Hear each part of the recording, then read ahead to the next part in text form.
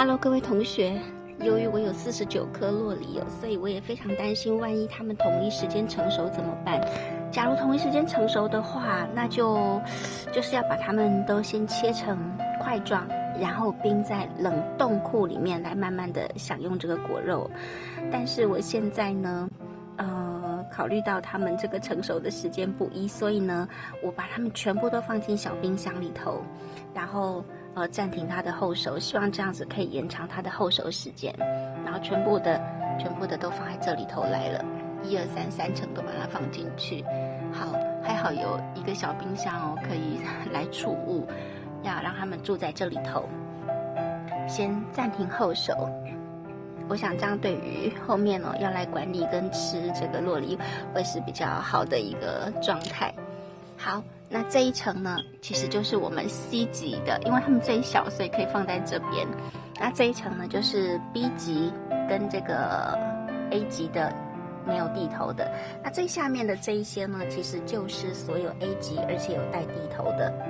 好，我们就把这些全部都冰在里头让它们不要那么快就在同一个时间成熟。那事实上这一批 C 级的看起来都很小，对不对？像这个根本就很像土啦。但是其实说真的，我并没有因为它们的品质最不好，反而我非常期待想要看看最小颗的厚耳洛梨它的种子是长什么样子的，所以我也非常非常期待这些洛梨的成熟。那就等吧，希望暂停后熟呢，再让我在管理上有一些方便性。现在大家看到的这2颗就是篮跟树，就是我们那一整篮的厚耳洛梨当中的2颗。然后你看它们颜色都已经变了，都已经转黑了，所以其实它们已经成熟了。来，我们看一下它的屁股，这个瓤你不要小看它这样子圆圆的，看起来，哇塞，好像一颗很硬其实它的屁股还是硬的但是身体的部分有一些软了，所以这个大概在24到48小时内一定要吃。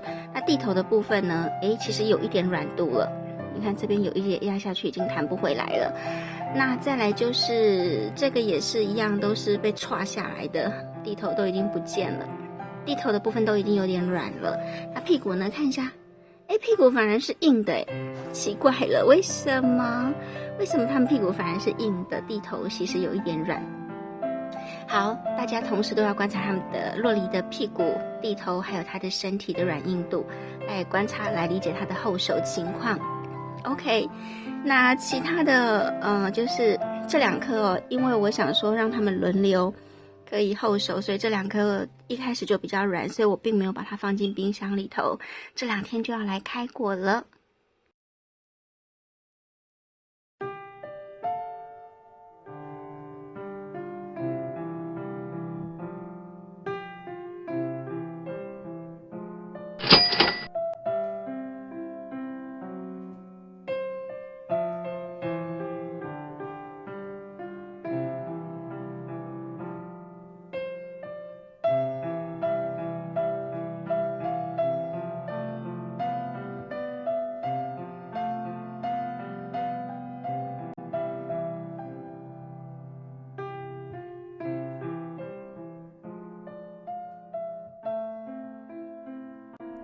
今天就说到这里，更多更精彩的内容敬请锁定中央研究院，拜拜。